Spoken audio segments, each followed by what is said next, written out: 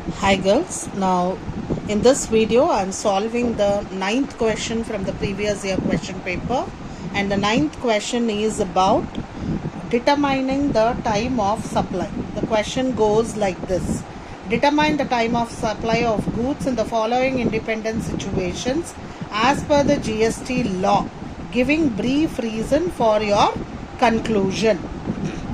So now here they have given you this table in the question, where they have given the different dates under each case. So now this is date of removal of goods, date of receipt of goods by buyer, date of issue of tax invoice, date of credit of payment in supplier books of account, date of credit of payment in supplier's bank account. So now determining the time of supply. This to be done according to section 12 of the GST Act, rather CGST Act 2017. Okay, this describes, or this gives us the insight to determine the time of supply. Now what does this section 12 speaks about? The time of supply. To determine the time of supply, we need to identify a particular date.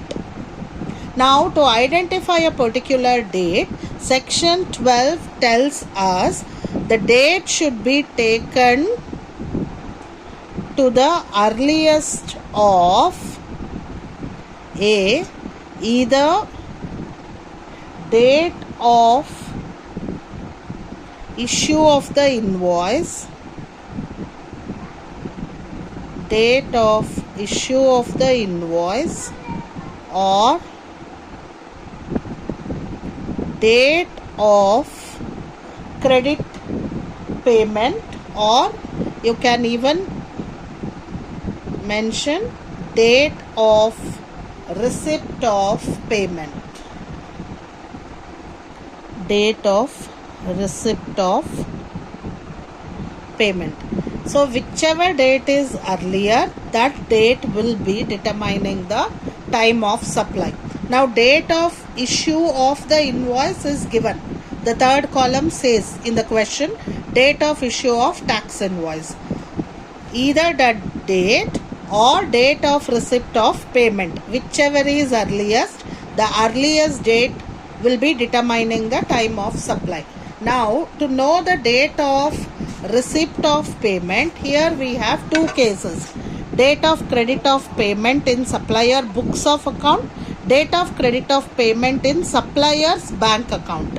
So when this is the case, what you have to do, you compare these two dates. Whichever is earlier, take that and compare that with the tax invoice date. Then it will be easy for you people to determine the time of supply.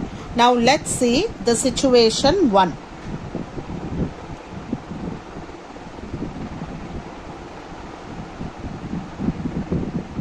Or case 1. Now in the situation 1, date of issue of tax invoice, credit payment. Now date invoice is 4/1/23, whereas credit payment in books of accounts is 5/1/23. Payment in bank account is 6/1/23. Among these two, which is earlier? 5th one, take that. Now compare this two, 4th January and 5th January. Which is the earliest? Which comes first? 4th.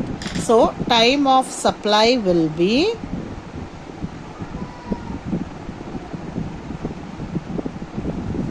4/1/2023.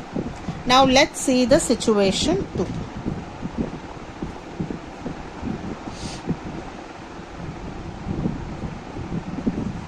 Now situation 2. In the situation 2, date of tax invoice is 5th January. Date of credit payment in supplier book is 3rd January. Date of supplier's bank account is 2nd January. Out of this two, which is earliest? 2nd January. Then date of tax invoice is 5th January. 5th January. Here out of this two, earliest is 2nd January. So out of this two, which is the earliest? 2nd January. So time of supply in case 2 or in situation 2 is 2nd January 2023. Now let's see the situation 3. In the case 3, date of tax invoice is 4th January. Date of credit payment in books of accounts is 7th January. Date of credit payment in supplier's bank account is 8th January. 7th and 8th first you compare. Which is the earliest? 7th. Now compare these two dates. Which is the earliest? Date of tax of invoice.